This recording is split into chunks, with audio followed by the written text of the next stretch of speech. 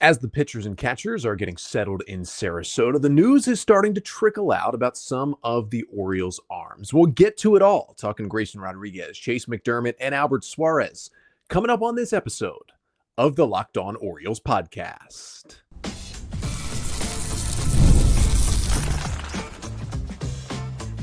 You are Locked On Orioles, your daily Baltimore Orioles podcast. Part of the Locked On Podcast Network, your team every day.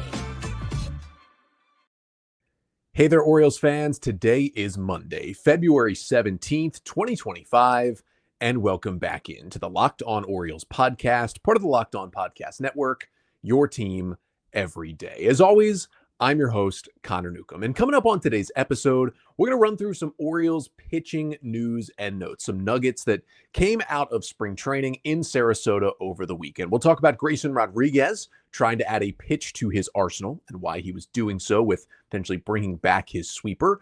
We'll talk about the next injury we got word of as Chayce McDermott is being shut down for a bit, what it means for his timeline and what it means for the Orioles pitching staff. And then finally, some news about the workload of Albert Suárez and why it shouldn't be so surprising he's going to be working as a starter despite the fact that we project him for a spot in the Orioles bullpen. But that's all coming up on this episode of the Locked On Orioles podcast, which is brought to you by FanDuel. Right now, new FanDuel customers can get $150 in bonus bets if your first $5 bet wins. Just download the app or head to FanDuel.com to get started today. So we're back here on a Monday. Later this week will be the first full squad workout for the Orioles as all of their players will report by this week. And this Saturday, February 22nd, is the first spring training game, I believe.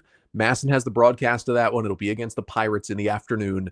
And we kind of really, truly kick things off in spring training. This week will be a bit of a quieter week, although all the position players will get here. So we might get a little more news and notes coming out this week on spring training, but still going to have 5 episodes of the show this week as we are back to our everyday format. And we want to talk about some of the news and notes I missed over the weekend. Let's start with Grayson Rodriguez. Andy Koska had a good story in the Baltimore Banner over the weekend, talking with Grayson Rodriguez, who has talked about how he wants to bring one of his pitches back that he did not throw in 2024, and that is his sweeper.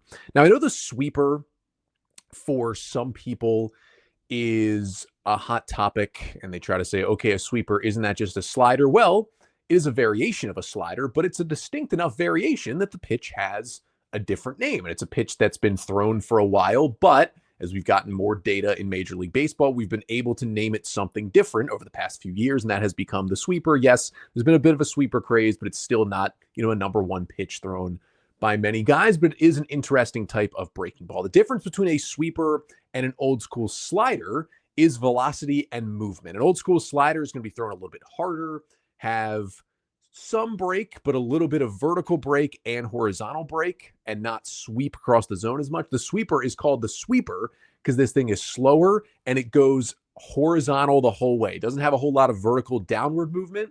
It's just going, if a righty throws it, it's going from right to left across the strike zone, sweeping across the plate. That is one of the reasons why it is called the sweeper. And this is a pitch that Grayson Rodriguez did throw when he first came up to the big leagues in 2023. That year, he had his four-seam fastball, he had his changeup, which we know and love, he had his curveball, which he's had his whole career. But then he also had a cutter and a sweeper. So back in 2023, the cutter was thrown at about 90 miles an hour with kind of that short right to left break. And the sweeper was thrown at about 82 miles an hour with much, much more horizontal break from right to left. So those are two very, very different pitches. Big movement profile difference, 8 miles per hour different. And that's kind of what he had in his repertoire back in 2023.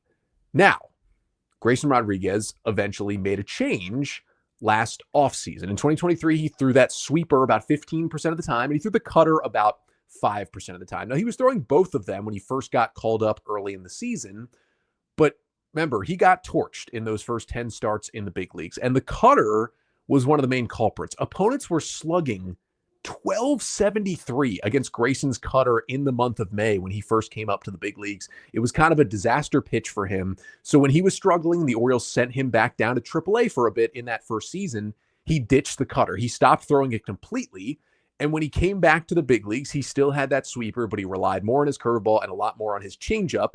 And that caused him to end the 2023 season really well. And he has not thrown that cutter since he went down to AAA in 2023. Now, the sweeper was good that year when he threw it. I mentioned he threw it about 15% of the time over the course of the season. Opponents hit just 145 with a 161 slugging percentage against it. That's pretty good. Had a 34% swing and miss rate against that pitch. That is very good as well.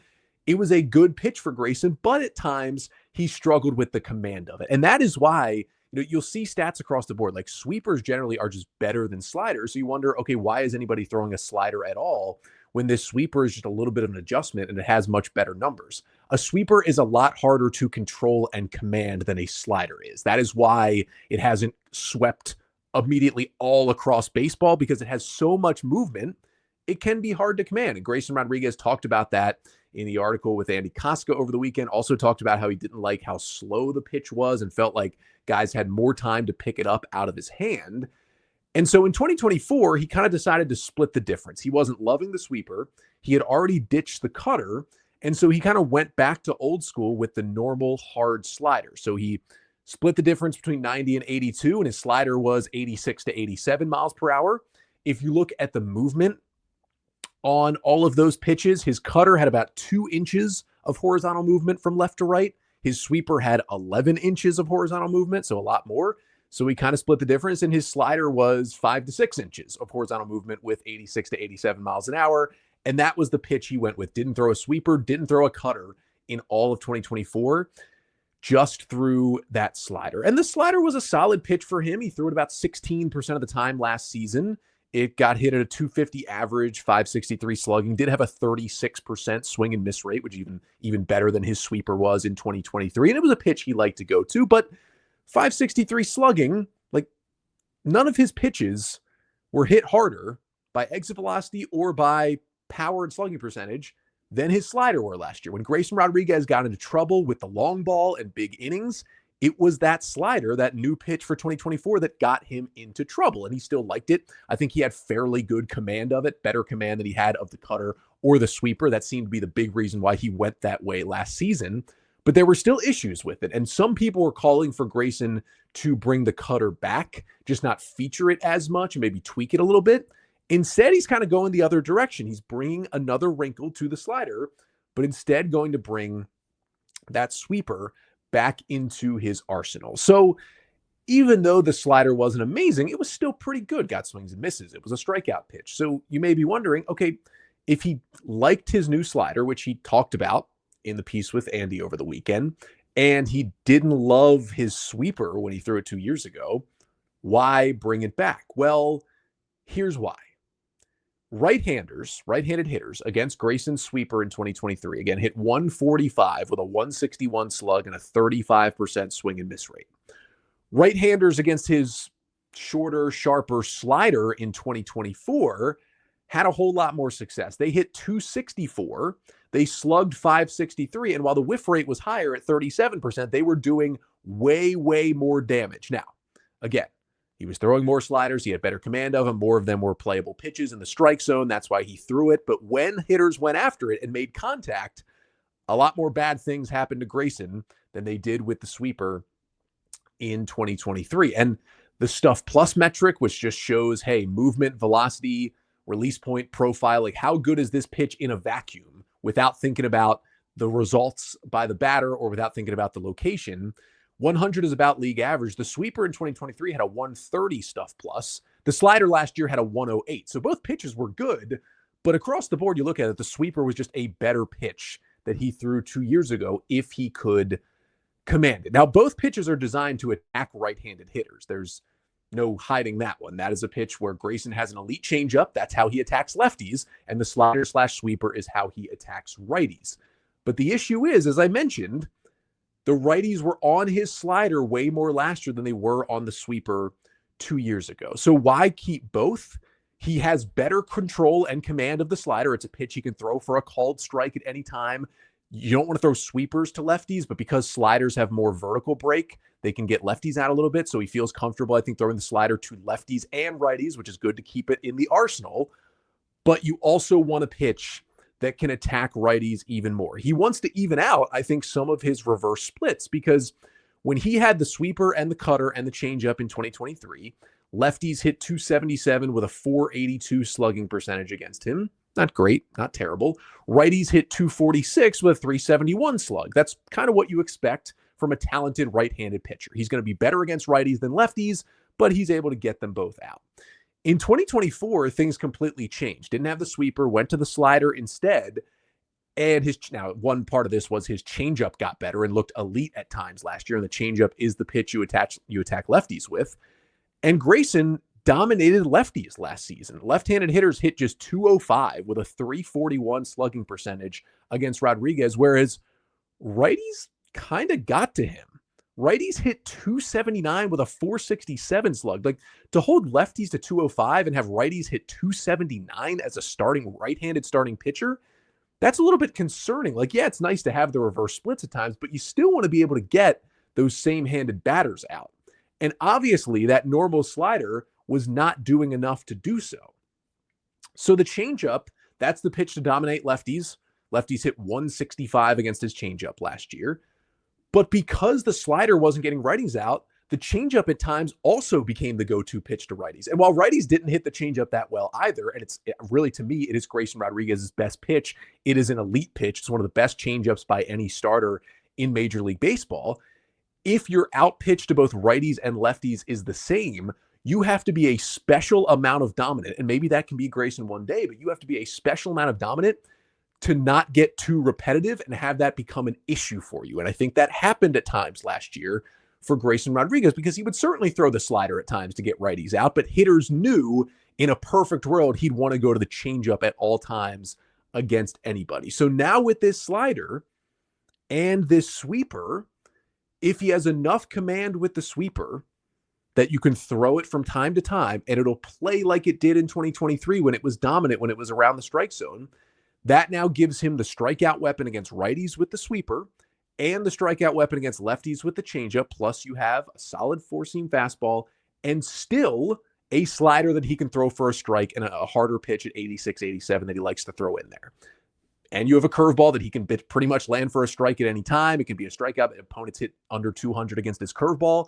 All of a sudden, you have this really interesting arsenal. He toyed around with a sinker at times last year. That's a pitch that can also help you kind of jam right-handed hitters. It's something that's really worked for Kyle Bradish and Dean Kramer in the past, so certainly could work for Grayson as well.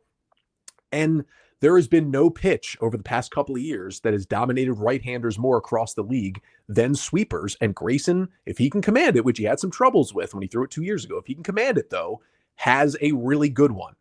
If he can just add it to the mix. I'm not saying it completely replaces his slider, but you look at his usage last year: four-seamer, 47%, changeup, 21%, slider, 16%, curveball, 16%, and then sinker, 1%. If he can maybe go in there and throw just, 10% sweepers and take a little bit off the curveball, a little bit off the slider, and a little bit off the changeup, and add that to about 10% sweepers, maybe a little bit off the four-seam fastball as well, he's got a much more terrifying mix, especially against opposing right-handed hitters. And now more than ever, it is more important for an Orioles pitcher to be better against righties, because the way the ballpark was set up for the last couple of years, it was great that Grayson dominated the lefties and sometimes had some struggles against righties, because with the left field wall, it was so hard for a right-hander to hit the ball out of the ballpark. Now with the Orioles bringing the wall in a bit in left field, becomes a little more homer prone for right-handed hitters, and Grayson knows he can't have the same struggles he had last year. That sweeper should be the pitch that comes in and helps him as the ballpark changes, and I think will help him ascend to what could be the breakout ace-type season that Rodriguez could have in 2025. But that wasn't the only starting pitcher news from the weekend. We got some less exciting news about Chayce McDermott. He's a guy who had his season basically end via injury last year. Now his season's going to start with injury here in spring training. We'll discuss that coming up next. But first, this episode of the Locked On Orioles podcast is brought to you by SelectQuote. In sports, having winning strategy is everything. It's how the best teams make it to the Super Bowl, the World Series, and the Olympics. And the same goes for life. Having a strategy like life insurance from SelectQuote can protect your financial legacy and keep your family's future secure. SelectQuote makes it easy to find the perfect life insurance policy. As one of America's leading insurance brokers with nearly 40 years of experience, they've helped over 2 million customers find $700 billion in coverage since 1985. What sets SelectQuote apart is their personal touch. Unlike other brokers that offer one-size-fits-all policies, their licensed agents tailor coverage to fit your unique needs.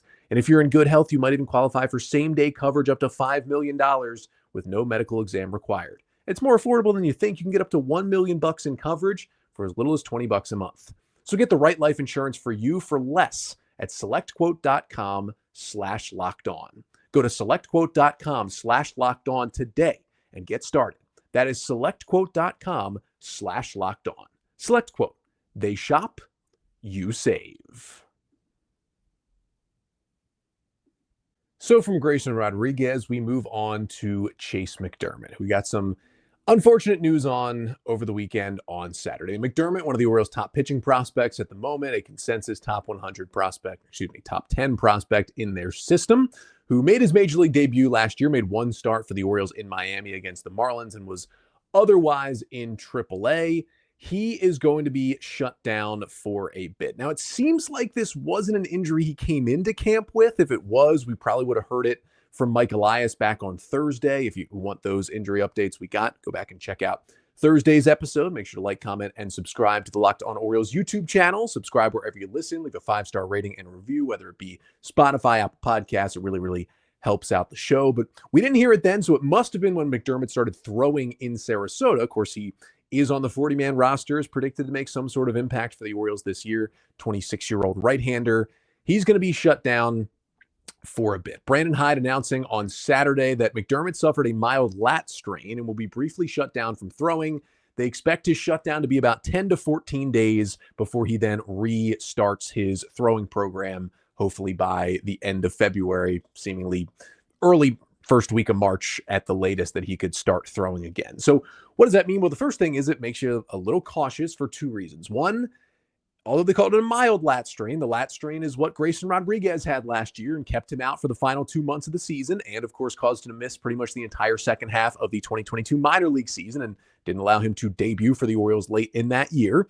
So obviously different pitcher in Chayce McDermott, but an injury that has hurt the Orioles already in the past. And also this is Chayce McDermott, who is just coming off of an injury from a similar area in the body. McDermott was clearly not 100% kind of midway through last season, and then eventually went on the injured list early in August, kind of right after he has made his major league debut with the Orioles, with a right scapula stress reaction. Scapula is one of those bones in the shoulder. Of course, that is his throwing shoulder, his right shoulder that he has stress reaction in. Not a common injury for a pitcher, but a one that can't be pleasant in a shoulder bone. But it was a stress reaction that we thought might shut him down for the rest of the season. It almost did. McDermott did return to make one AAA start right at the end of the Norfolk Tide season. Orioles didn't eventually call him up to kind of rejoin the team, but he did come back and make one start through 3 scoreless innings with 5 strikeouts, which was nice to see. All of his velocities across the board were down, but that was kind of expected coming back from that issue. And then you give him a full off season to rehab and get ready to go. And the unfortunate part is this is a separate injury. So the lat is in the back. It's not exactly a shoulder injury. It's more of a back issue, but it's something that's going to hurt and stop you from being able to pitch. You're using those muscles. And so it's a muscle, not a bone. It's a different kind of injury, but it's on the same general spectrum of injuries that make it tougher to throw. And that is where McDermott is here. Now, he was good in AAA last year. Like, I really like Chayce McDermott. There's a reason why he's a fairly highly ranked prospect in the Orioles system. Came over in the Trey Mancini trade from the Astros back in 2022. McDermott in AAA threw 100 innings over 21 starts last season, had a 3.78 ERA with a 4.01 FIP. Really, really strong 33% strikeout rate, fairly worrisome 14% walk rate. Remember, league average is around 8% in the big league, so you're walking 14% of guys as a starting pitcher. That can really get you into trouble, and that's why at 26 now he's only made one big league start. Not just because of the injuries, because the walks have gotten him into trouble. Now, it's a really good mix for McDermott. It's a four-seam fastball at 94 with good ride. Expected batting average against it for him in AAA last year was 163. He's got a slider at 85 with really good spin rates, good movement, 42% swing and miss rate. That's elite.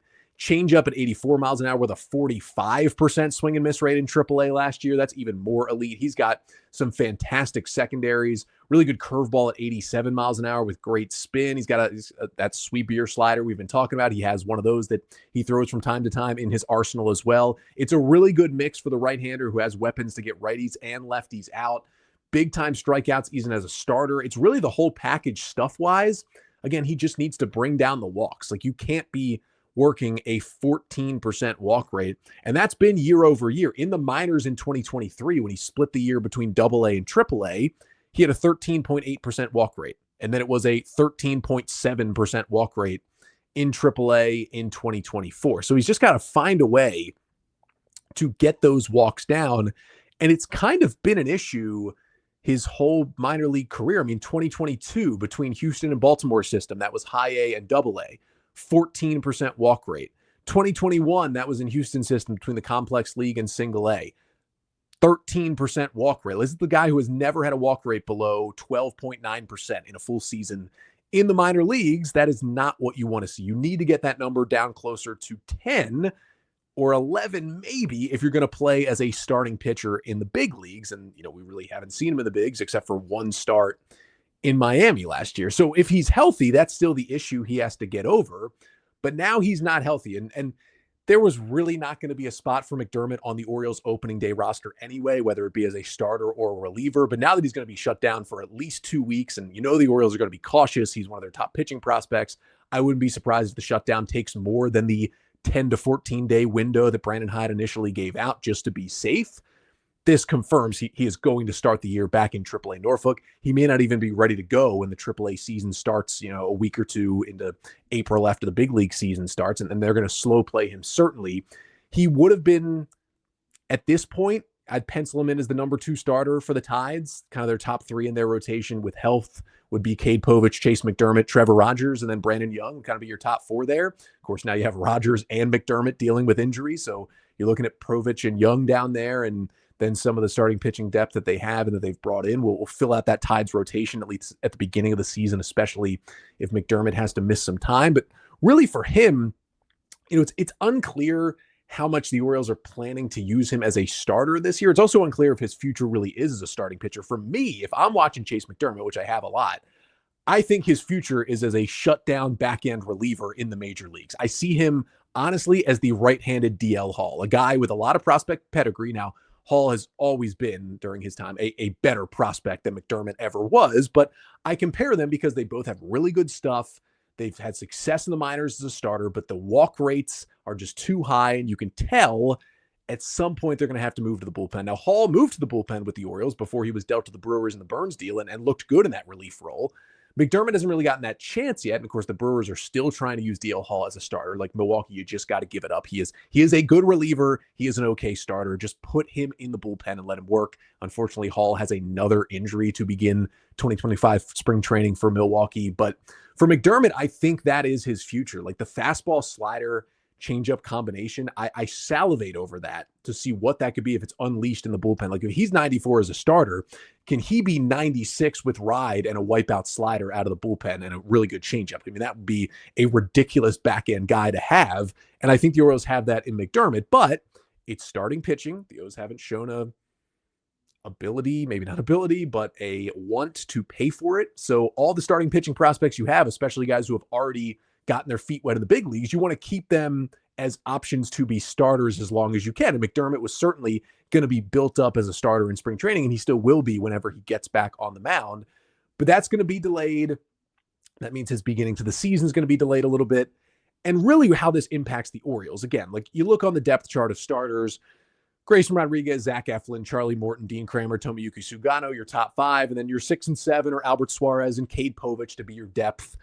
I would probably have then put Chayce McDermott as either number 8 or 9. Him and Trevor Rogers would be 8 and 9 in the starting pitching depth, with Brandon Young at number 10 for the Orioles going into the season. And remember, generally you're going to need at least 8, 9, maybe 10 starting pitchers just to get you through a big league season. So I feel like McDermott at some point was going to have to make a start.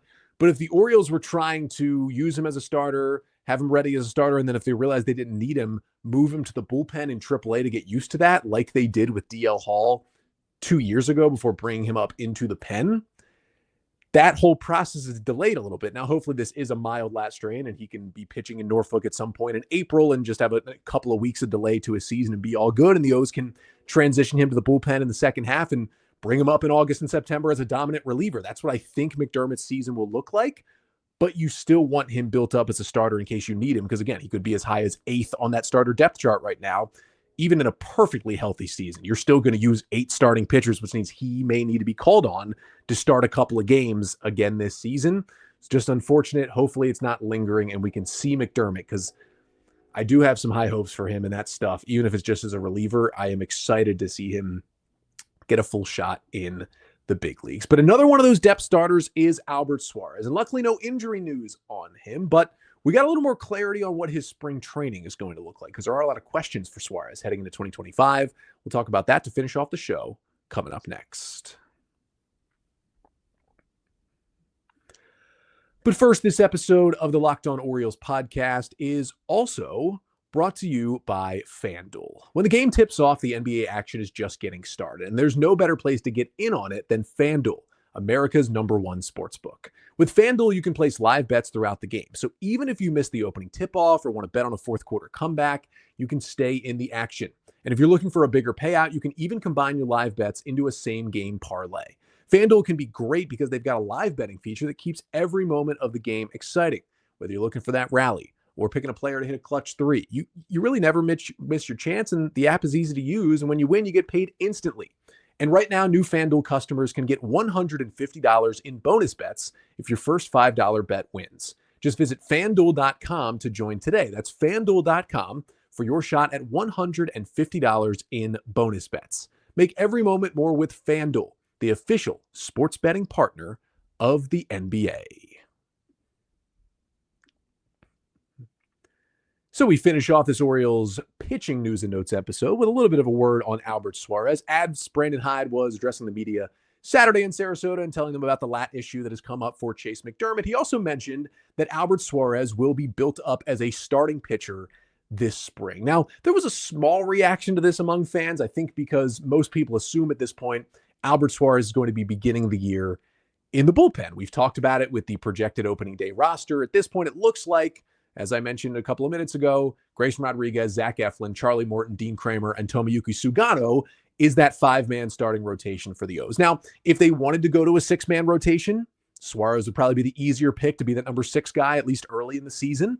But he's someone who we'll see if he can do it again, what he miraculously did for the Orioles on the mound in multiple roles in 2024. That remains to be seen. But he is a guy who is out of minor league options. And Cade Povich has option. It's kind of down to those two as the depth starter. It's much easier to send Povich to AAA, keep him worked up as a starter, and then just put Suárez in the bullpen and use him in any roles you need him as the season goes on. And at some point, someone's going to get hurt, and you're going to need Albert Suárez to start games for the Orioles this year as well. And my prediction has been that Suárez just begins the year as the long reliever in the bullpen, but kind of open to working in different roles. So I guess there was moderate surprise from some where it was like, oh, I thought with the way the roster looks, he's going to be a reliever to start the year. Why would he be built up as a starting pitcher? Well, it's easy to be built up as a starter and then move to a reliever. It's much harder to be used as a reliever all spring, and then at some point in April, someone gets hurt and you actually need to be used as a starter at the big league level. That's really the reasoning for what the Orioles are doing here with Albert Suárez. He's going to start some of the games in spring training, be on the same workload that someone like Sugano or Dean Kramer or Charlie Morton is on as the Orioles go through Grapefruit League play in Sarasota. And you just don't want it the other way around, where he's working in relief and then you need him to build up and he's only pitched, 2 innings at a time in games. You need him to go 5 or 6 sometime in April. He's just not going to be ready to do that. So if you build him fully up as a starter, yes, you lose a little bit of that buildup when you all spring as a starter, then opening day, you go to the bullpen and you're used in, maybe some 3-inning stints, but mostly 1 to 2 inning stints out of the bullpen as the long man, the swing man, and then you're called on to make a spot start and have to throw 5 innings. It can be tougher to build up there, but something we've seen Suárez do time and time again. Remember, I talked about Albert Suárez and his season, recapped it on an episode last week. Make sure to go back and check that one out. But remember when Grayson Rodriguez was a late scratch from his start in Toronto in August for the lat injury that eventually ended his season? Albert Suárez was a reliever at that point in the Oriole pen. He found out like 30 minutes before first pitch that he was starting, and he went out there and gave the Orioles 5 scoreless innings in Toronto against the Blue Jays. So he, at this point in his career, is just kind of willing to give the Orioles whatever role they need, and he can be flexible. So if he does build up as a starter, goes into the pen for 3 weeks, then he needs to make a spot start in mid-April, he'll be ready to give the Orioles 5 solid innings and keep them in a ball game and then slot into the rotation however long he needs to. It just makes that a lot easier if you are built up as a starter, so you have that workload, you've gone 5 innings plus, and you are ready once that season begins. Because if Suárez is going to stick around, because I talked about last week how the peripherals definitely lead to some questions about can he do it again in 2025, but if he wants to stick around on this roster without any options left, and the O's would have to DFA him, he needs to be just as flexible, maybe if not more flexible than he was last year, in being able to pick out a whole bunch of different roles on this Oriole pitching staff. But that'll do it for today's episode. Thank you so much for tuning in. Again, we are back to 5 days a week, so we are back tomorrow on the show. We're going to be talking about the 3 biggest storylines for the Orioles in spring training right now. A little bit about Jackson Holliday, a little bit about guys like Kobe Mayo, and a little bit about what the top of the rotation looks like. We'll break down those storylines to watch coming up on tomorrow's episode. But until then, I'm Connor Newcomb, and this has been the Locked On Orioles podcast, part of the Locked On Podcast Network. Your team every day.